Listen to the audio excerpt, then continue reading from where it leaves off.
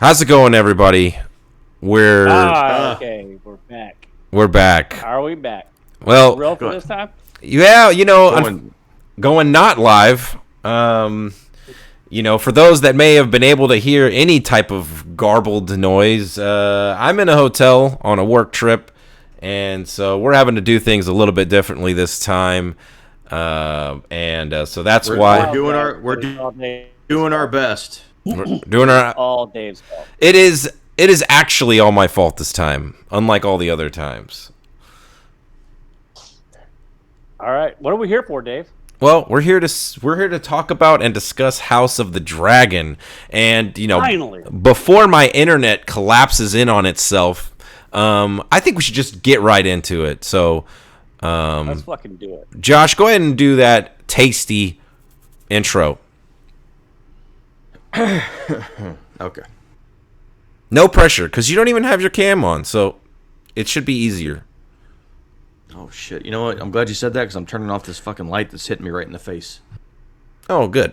Let's go. Let's go. I thought you liked stuff hitting you in the face. Just googe, not lights. Yeah. Jesus. Okay, sorry, my bad. Oh. Yeah, I could say googe because we're not part of the algorithm right now. Well, right. Yeah, but when I upload it, we will. So. Oh. That's okay. YouTube, forget I said googe. Let's move past this. Let's move past this. Okay. All right. I'm sorry. Are we ready? Yes. All right. Hello, and welcome to Three Guys and a Mic presents House of the Googe, presented by HBO Max. Was that right? Did I mess that up? Yeah. Let me go back. I've now realized that because we're not live, we're more off the hinges. It feels like less oversight. Yeah, even though it's not, and no, everybody's already stopped tuning in because they are here to hear. They're here for one reason, and we're not talking about that reason. But it's okay, Josh. Go ahead. It's okay because you're gonna put timestamps in. Yeah, bro, I ain't put timestamps in since like the Hunters. What are you talking about? Hunters, dude. Can we go back and do like a rewatch of that show? I never do season 2. I never want to see that show again. Please, let's just talk about House of the Dragon. All right. I'm sorry. House of the Googe, take 2. Hello, and welcome to Three Guys and a Mic presents House of the Dragon, presented by HBO. I'm your co-host, the Human Dart, along with Jason Tsunami and David Disaster. Guys. Oh, we made it. We finally made it. Go ahead. Yeah, so I feel like I'm sorry. I was gonna say. So I feel like if we go back in time, I know we've told this story before, but we just did a whole 7-episode review of all the seasons of Game of Thrones, and during that time we talked about how Game of Thrones was really like the thing that created the interest in us even doing this podcast, right? Yep, yes, absolutely. That's correct. So it's super cool now that we actually have some brand new Game of Thrones content, or presented by Game of Thrones, however you want to word it, content that we could talk about on the podcast. How cool is that? It's very surreal. In fact, we've said this already, and we'll say it for those joining us for the first time. This show is the reason that we started this podcast. And this show coming out, this announcement, way back two plus years ago or whenever it was. I think we were still kind of coming off of season 8 of Game of Thrones. And, I'll give Jason the credit here. I think Jason was like, man, I think we can do this. I think we can talk about shows and because we were already doing that anyway, but we wanted to do it. We felt like we had something to say that people might resonate with or at least laugh at. And that's why we're here. Yeah. So listen, for anybody listening out there that's like, man, they've been doing this thing for like 3 years. Maybe I should go back and listen to some old shit. Don't do it. Don't at all. Don't listen to the first Witcher. Don't listen to Hunters. Okay, if you want to do a TV show from us, do the first season that we do The Boys. I think that's probably.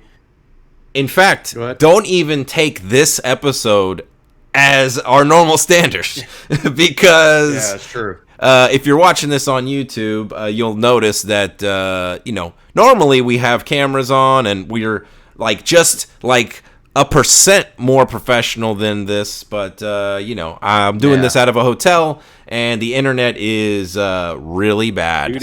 So we're doing the best we can. Yeah.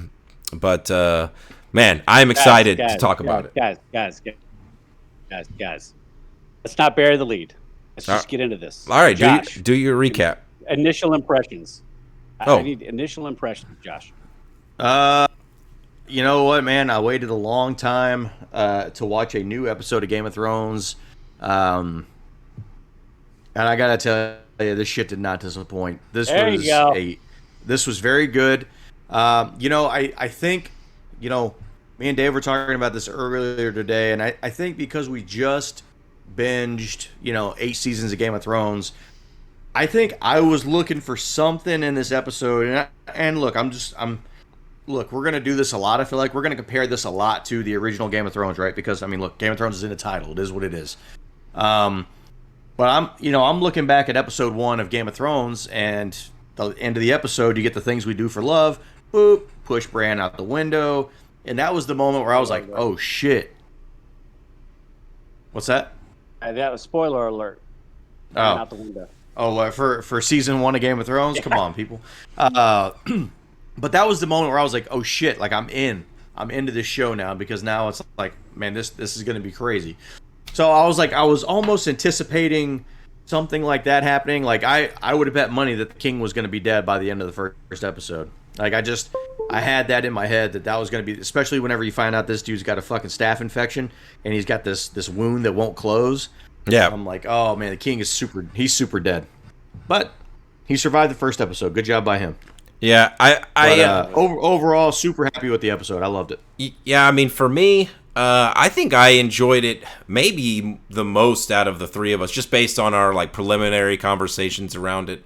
I loved this episode. I instantly felt like I kind of felt the opposite of Josh in a certain sense. I compare it to the first episode of Game of Thrones, and I think this clearly is superior to the first episode of Game of Thrones, in my opinion. Well, there was certainly So a couple things. There was certainly more action in this episode than there was in the first episode of Game of Thrones. So there was certainly more of that going on.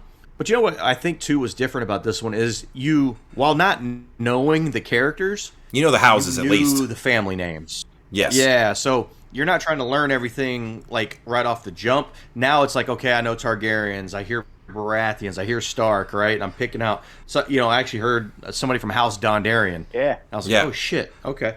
So you're picking that stuff up, and that stuff was fun. So to your point, there was I get what you're saying. Is I feel like maybe I'm short selling what this episode had in it. It just didn't have that one moment. I don't know. Have that one Bran being pushed out of the tower moment. For me. I mean, it did have probably the most brutal cesarean section scene I've ever seen that wasn't the real thing.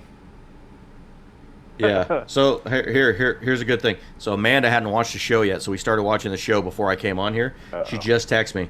He had to choose between his wife and the baby, and a bunch of sad faces. So she doesn't even know yet that kid ain't gonna survive. It turns into a little burrito on the grill. Oh, goodness! Wow. That is Jason. Before we spoil too much, hit us up with that recap, please. I still have to give my thoughts, Dave. Oh, look, I'm sorry. I'm trying to push this along because my internet is like the little engine that could over here. All right. Look, exceeded all expectations for the first episode. This felt like peak Game of Thrones season. Pick a season, 3, 4, 6. It was a little overwhelming in the beginning. There's a lot of characters. It drops you right into the story. No apologies whatsoever. Also, this first episode did a great job of answering about every question as to what we're going to get. Political plotting, check mark. Nudity, check. Sex, check. Hard to watch realities, check. Violence, check. Dragons, check. Death of important character, check. I mean, it didn't just set the table for the season, like it put out a banquet. I mean, yeah. And we specifically know that we are 172 years away from Dany. Yes, correct. Daenerys Targaryen. And we have a concrete timeline. Yep. All right, so now we're ready for this hasty recap. Do it. Hit it. All right, so episode 1 was labeled Heirs of the Dragon. Set in the year 112 AC, which is after Conquest, and some 162 years before the birth of Daenerys Targaryen, like we just said.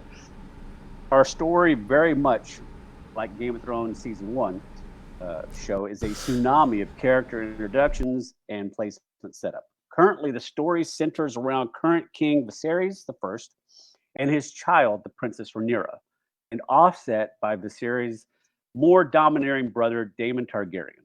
Tragedy strikes quickly, though, during the celebratory tournament for the upcoming birth of the king's latest child, who he has had a vision of it being a boy. The king is left with an unthinkable choice, and unfortunately, both the queen and the son both perish. The seeds of what are to come are planted in the aftermath, where the small council wish to sidestep the rightful successor, Aemon, by pushing the king to name his daughter, Rhaenyra, as queen to be. Viserys does push back, but relents to once upon hearing that Daemon had some questionable comments towards the dead child. Air for a day. Yeah, in the fiery exchange, both men share some hard truths. Daemon is sent away from the capital, and Rhaenyra is named the heir in a ceremony visited by all lords of Westeros, including a slow-speaking Baratheon that is kind of slow to say, "Hey, man, I'm good with this changeover." Yeah, but in 160 years, watch out. Not so fast. Yeah. Yeah. Hey, so let me give you guys an update. I just went outside while Jason was doing that recap. I just went out to go check on the wife. She's bawling out there right now because this woman died, and it still hasn't gotten to the next part yet. So she still doesn't know the whole story, but she's out there bawling. I was like, oh no! Wow, that's great. So, it's good shit. Hey, so let's get into it, man. Favorite scenes. Where are we at? I have 3 written down that I liked this week. Start off. Yeah, do it. So I'm gonna go with, first off, actually I want to go back and reference one thing. Jason, nice job on the recap. Here's how you know Jason is really taking this show serious. He pronounced every name correctly. It was impressive. Right, I did. I feel like Jason 100% actually like pronounce their names out loud in front of a mirror just to double check himself on this one. Normally, he just shoots from the hip. He wrote them down. He wrote them down phonetically so he could actually sound it out while he was saying it. Dude, because this might be the first, actually. So it might be 3 Guys and a Mic podcast first where I didn't butcher somebody's name. Yeah. Impressive. Nice job, Fossil. I'm trying to raise the bar of professionalism. You know what? Speaking of butchered, I'm going to skip you, Josh. I'm just going to come right in and say my one of my favorite scenes is when Daemon takes the gold cloaks out to butcher basically anyone in sight on the streets of King's Landing. That was... easily. Hold on. Update. I'm sorry. She just discovered that the baby dies and she's not doing well. Okay. I'm sorry. No. Yeah. This was the moment when I really knew that this show was not playing around at all, like 0. 'Cause dude, they cut some man's dick off and like threw it on a stump, like.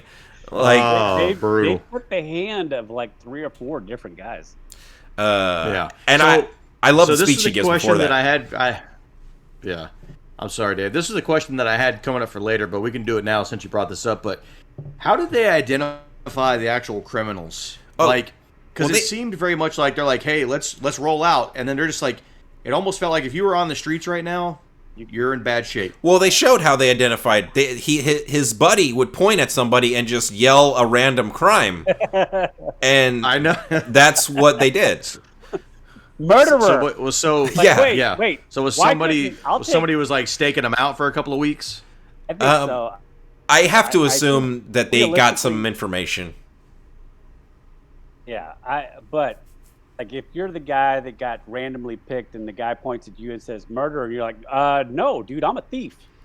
Yeah. Well, see, like, I'm immediately going to thieves. Well, I guess the only thing that we can kind of take that as to why let me try to explain it. Like, I think these weren't random acts because we don't see or hear any of these people protesting or like saying that they're innocent, right?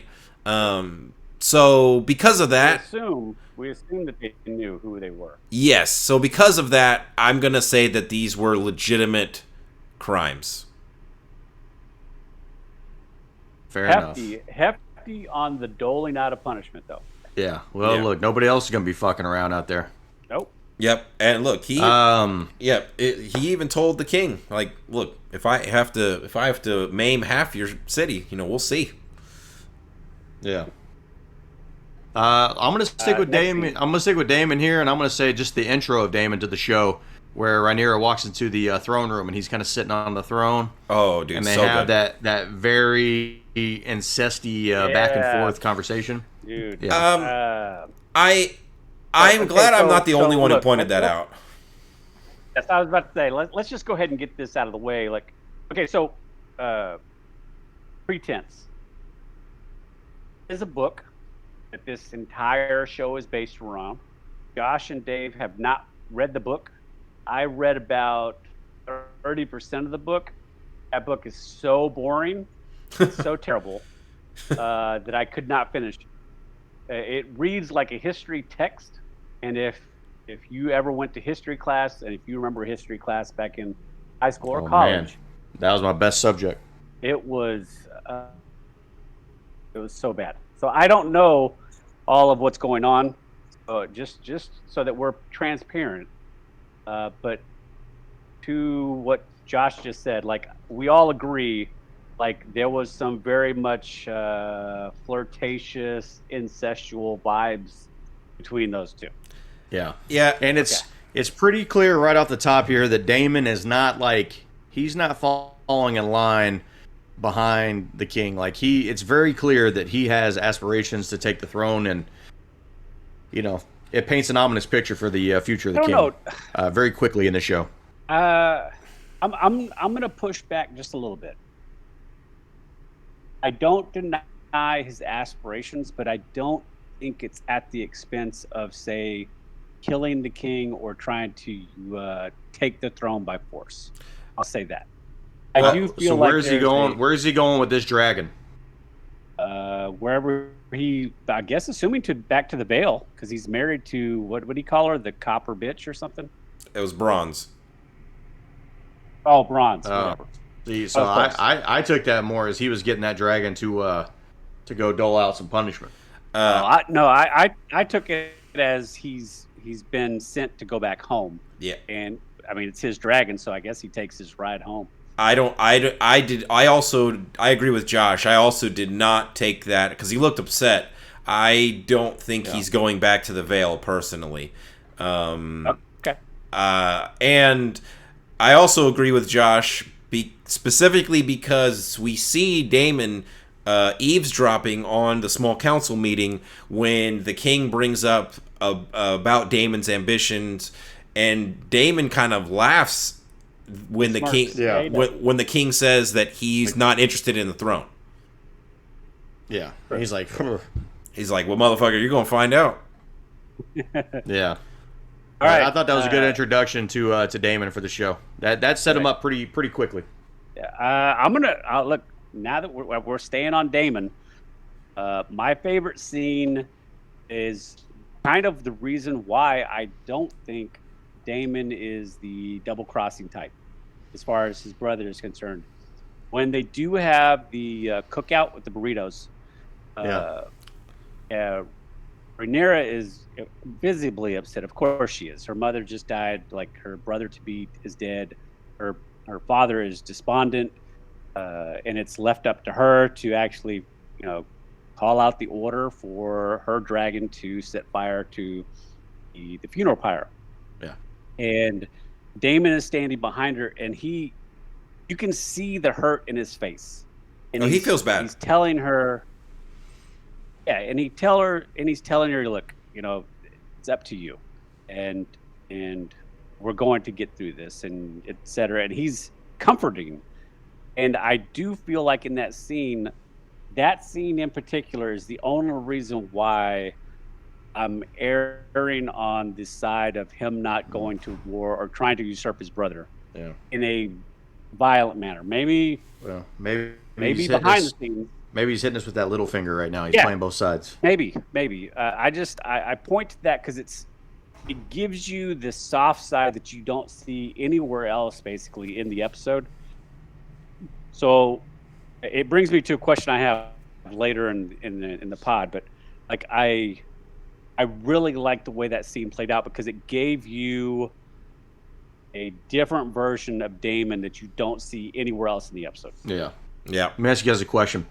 Her saying Dracarys, is that the equivalent to Obi-Wan Kenobi saying, "Well, hello there," in the last episode of Obi-Wan? Is it like, or do both of those moments make you be like, "Fuck yes"? So a little bit. It's a little bit nostalgic. It's funny that you say that, Josh, because I did watch a few reaction videos of this episode, and like pretty much every time they showed somebody reacting to the Dracarys, like half the people in the room were like, "Yeah!" like, and started clapping and stuff. And I'm like, I didn't personally get that way, but I guess I can see why people would.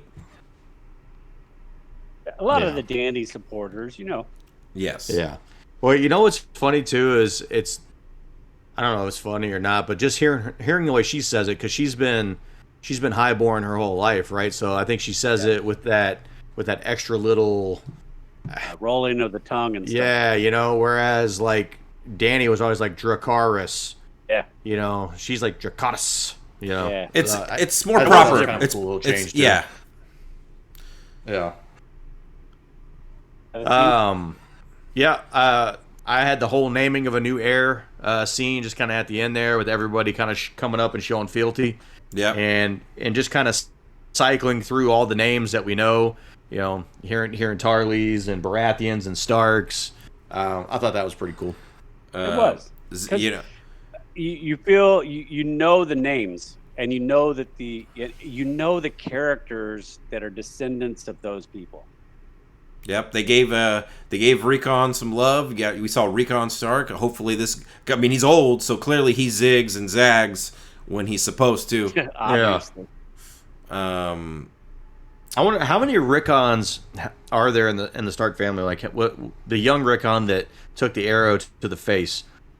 Like, is he the sixth of his name? I can actually answer that if you continue on. Okay. Okay. Well, I since nobody picked it, I don't. You may have mentioned it in passing, Josh, but I think the entire tournament was just amazing. That was good too, and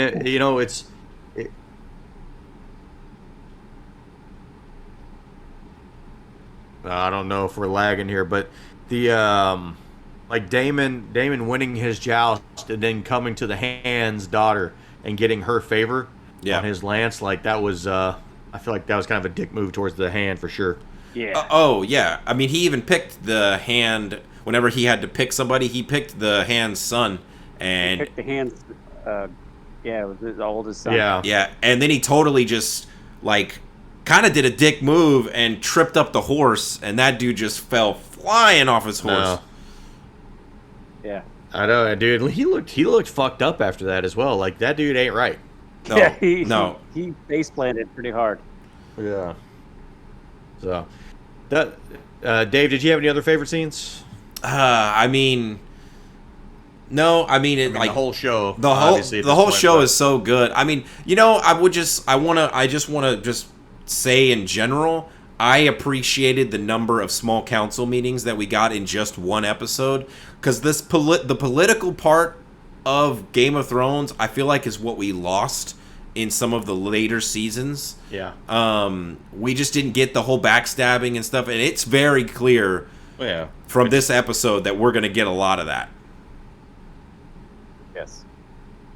Yeah. Okay, so Josh, to answer your question, there are 3 Rickon Starks. Okay, so he was the third of his name. Correct. And unless Jon Snow takes the Stark name, he's the last of his name. Well, I mean, technically, the gentleman who had the most interesting story has the Stark name as well. Do I need to remind you that it don't work? Oh. I mean, he still has the Stark name. I mean, I guess. Well, yeah. I'm talking about one with loins that actually operate. Josh. I mean, look, maybe. Yeah, just keep talking, Josh. I was just gonna say maybe Maester Sam can harvest the sperm. You stole that from me. So let's move on here. What? I said you stole that from me. I was gonna. Dave's cutting in and out so bad. It's okay. I'm sorry, Dave. All right, let's move on to best death here. Look, it was hard to choose just one death, so I didn't. I chose all the criminals that got fucking murdered by the Gold Cloaks. You would be wrong. Oh. Because most of those guys did not get murdered. Only one of them got beheaded. There was a couple dudes that took straight up axes to the face. Okay, so I'm going to disagree, because during the joust, there is one man who gets knocked off his horse. Yeah. And he is laying on the ground, and the guy is above his head. He overhands the axe, and the entire axe goes right beyond the nose guard of this guy's helmet, caves into his jawbone, and then he pulls it and just rips the top of the front of the guy's face right out of the mail. I think that was the best death. That's probably a good call. Yeah, there were some good moments in this show. I would agree with you, Fossil. I think that's probably the definitive answer there. What about man? I really hope this is still recording. What about your favorite character this week? If you want to try it while you're still on Is here. Dave there? I'm here. I heard him cackle. Oh, okay. I didn't know if you were there. Dave, did you agree with us on best death? I'm sorry. It's got to be the Queen, because it's just so brutal. I can't say that that's the best death. That is obviously the most hard to watch. Like when I watched it the second time, I skipped all of that shit. Well, that makes it the best. Fair enough. What about favorite characters this week? I think it's probably safe to say it's a sweep. I am also taking Daemon Targaryen. Was that favorite character? Yeah, favorite character. Look, a very distant second is Rhaenyra, but it's Daemon, like hands down. Like the dude came in like a boss and went out like a boss as well. My runner-up is Corlys. That would lead me to believe that Corlys was good. Damon coming out super strong in this first episode almost leads me to believe that maybe he's going to catch a quick, untimely death. I don't know. We'll save that for later. Yeah. What about least favorite characters for this episode? Jason, who you got? Least favorite character. It's going to be the Hand. Hightower. Okay. Otto. That guy's Otto. I mean, we're going to get to it, but I'm pretty sure he whored out his daughter. I told you, Dave. Yep. I called it. I'm also a Hightower vote. And that was the exact reason That was the exact reason why I told you he was going to pick him too. I just want to make sure you heard me. I also am a Hightower vote. Yeah, oh, okay. got, I'm going with the Maester that kills the wife. okay. This dude serves up this plan to the king, and the king is like, "Fuck it, let's do it." And this Maester totally screws the pooch and kills both of them. Do we think there was actually to me that's a sign of a good show here because behavior that was a tough there. choice. I don't think so. Like, I mean, look, the choice is made even worse because in the back of the king's mind, he remembers the queen telling him, and this is something my wife told me, that she wasn't. She's done. She's done. Dunsky. Yeah. Yep. He's had 5 kids in 10 years, and only one of them made it. Well, the fifth one was the one she was carrying, but it's just like, I mean, look, I hindsight is what it is, but do you think the decision is any different if she doesn't have that conversation with him? I don't know, dude. I don't know that it's any different because I think he's just so, like, he's got to have an heir. Yeah, dude. He's so just caught up in that, and I think I don't even know if in that moment that conversation, like, even registered with him as much as it was like, this is my chance. Even not knowing that it's actually a boy, but still just him hanging on the fact that this is his one chance to get this heir. Maybe in the moment he reconsidered that conversation, but I don't know. Well, I didn't think about it during that moment. I just thought about, like, whenever the whole thing was happening, as I'm watching it, I'm thinking he's going to choose the baby because this is his only chance. Yeah, I'm just like, I didn't do any research. Look, that scene is probably the most difficult Game of Thrones sequence of events since Rob's wife getting stabbed in the pregnant belly. Yeah.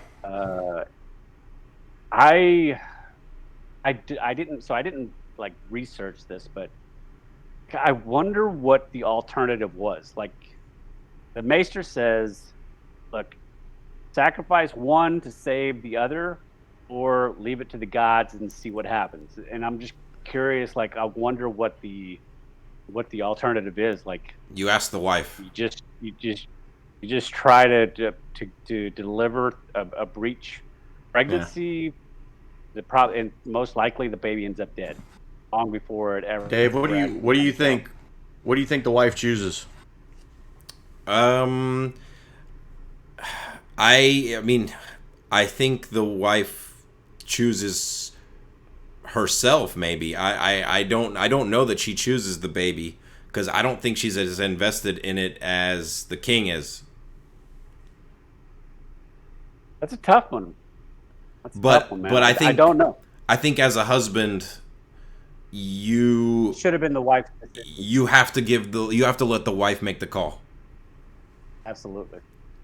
And in this scenario, it seems that he and his wife are, like, in good standing. Like, they're very close. They actually love each other. It's not like it's Baratheon and Cersei, right? Correct.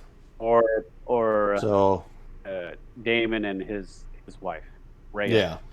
Yeah. Like, in this scenario, like, it seems like they're very much in love, and I mean, this legitimately, So he kind of backstabbed her in the end. I don't know, man. No, he front stabbed her. Right in the belly. Props to that actress because, man, that was she made that incredibly hard to watch, which obviously is the goal. Yeah. Yes. Yeah, Fossil, you're the king of issues here, man. What issues do you have this week? Oh man, there were no issues in this. I'm not even gonna jump into that, but I am gonna bring up something else. Callbacks.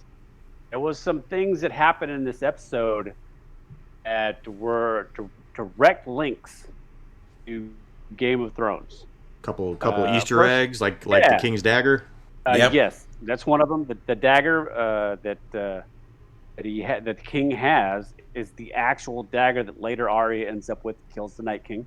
Yep. One of the first interior area shots in King's Landing that we see is the square that Cersei is having the map of Westeros painted on during, I think, season 8. The scene that you brought up earlier, Viserys has got that staph infection, that wound on his back, is looking out the window that Tommen jumps out of. I thought that was pretty cool as well. And we got to see a fully functional dragon pit in this episode as well, too, I believe. Correct. Yep. Whereas in the final season, it's been basically destroyed. Yeah. But I didn't have any issues. Now, if I'm going to nitpick, if you watch the end credits and watch all of the extra stuff that they had put into the episode, they do say that this first episode is a pilot. And if I'm going to nitpick at all, with any type of issue, is that I was left a little underwhelmed by the CGI dragons. Specifically, in my favorite scene, which is the scene where the queen and the baby are on the pyre, and they have the dragon, and you get the one shot where the dragon steps down, and he's about to light it up, and it looks pretty bad. Not gonna lie. I did notice in that scene that the fire did look a little less than. Yeah. Yeah, so I agree. I'm hoping that because this was the pilot episode, that once they showed the pilot and they got the green light, that there's a little bit bigger budget for the dragons going forward. Maybe. Yeah. All right. What questions do we have? Questions/predictions. I have a couple that I have written down. We can go back and forth if anybody else has stuff. But who do we think? I know it's just one episode. I know it's the very first episode. I know we had a lot of characters. But who do we think is the actual bad guy? Or, in let's say another word, who do we think is the instigator, a.k.a. like the little finger? I think me and Dave talked about this a little bit earlier, but it does kind of feel like Otto is almost kind of, absolutely, yes, filling that role. Yeah, he gives. I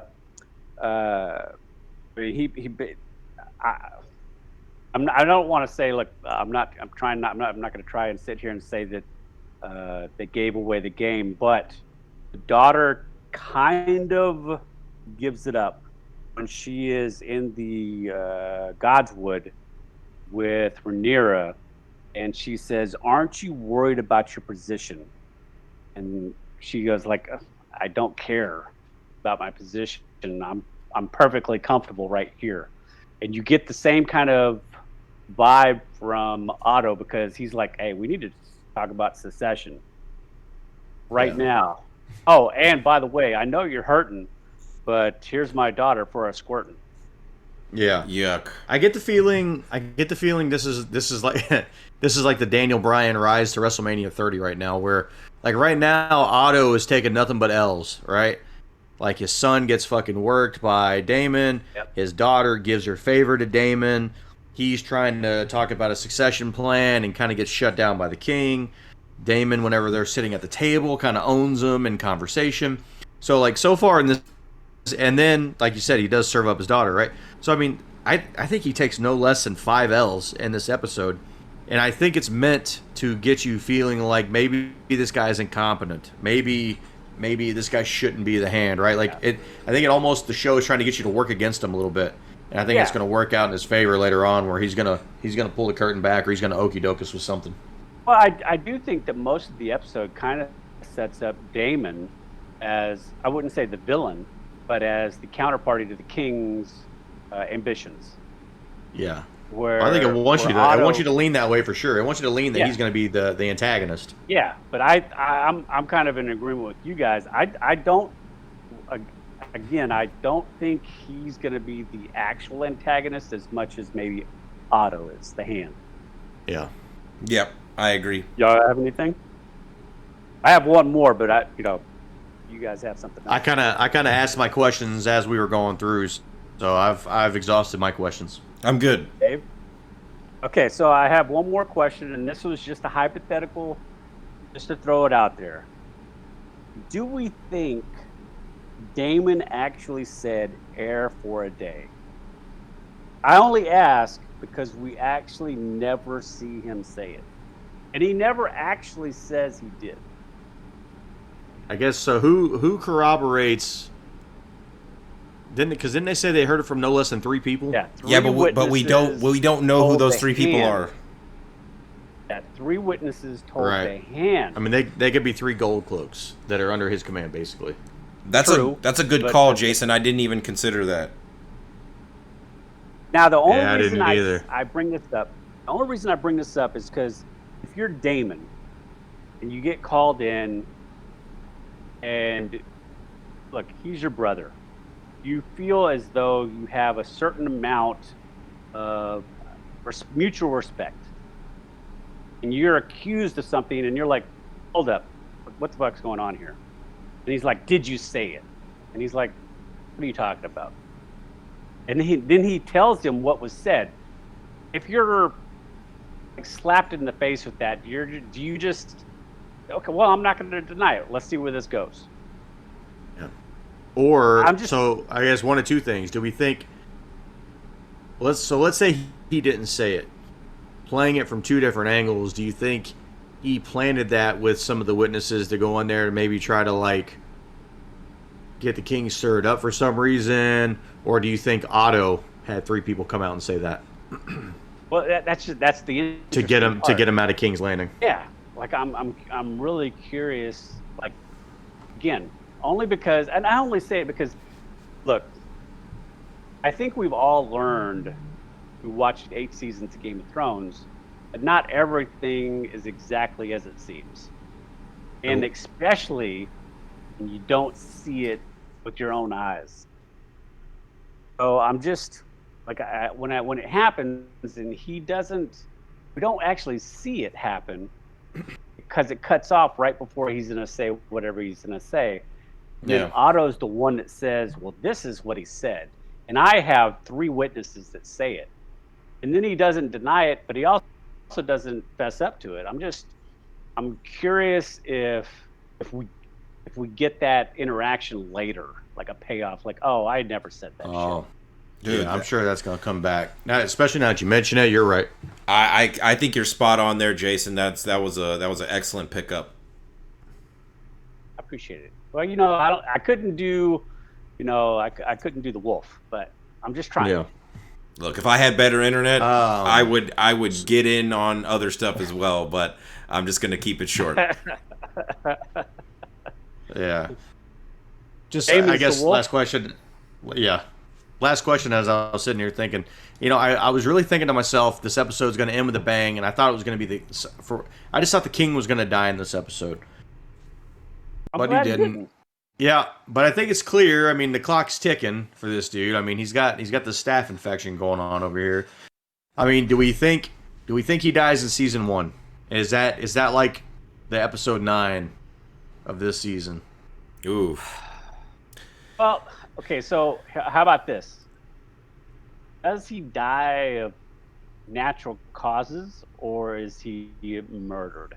Well, Because I think him being dead by the end of the season, I don't want to say it's a prerequisite, but it does seem like we need the cliffhanger that's supposed to start, the war. Yeah. So so I don't know. we know there's a 10-year jump at some point in this season. So I think he survives the 10-year jump and he dies after. Okay. Mm. So Okay. he's going to die in the second half of the season, but does he die, air quote, naturally No, or by nefarious means? not naturally. Yeah, I'm gonna take nefarious means for 100. Okay. I'll go with nefarious means as well. Dave, you going to make it a daily double? Yeah. Okay. Yeah, he did. That's a sweet. All right. Well, hey, I think we can all agree. I mean, just a fucking great way to start this series off. The wife finished the episode. She says she's 100% bought in on this. So, Sweet. and I look, I haven't seen anything negative out in the world about the show, so I think that's probably a pretty universal feeling right now. So, nice job, HBO. Nice job to the showrunners here, coming out strong. Now, the worst part about this show is having to wait for the next episode. It's also the best part about the show. Yep. Yeah. Because it gives you a whole week to simmer on what happened. I will say this. I told Dave earlier before you jumped on, and I said I am already looking forward to binging the show when it's complete. Yeah. Yep. Well, hey, hopefully you guys like this content. We're going to be back on schedule next week, every Monday going forward, so we can give you guys the quick review, day after review to the episode. So hopefully you like this one. Come back next week. Check us out for episode 2. In the meantime, live long and prosper. Take it easy, everybody. Later. See you.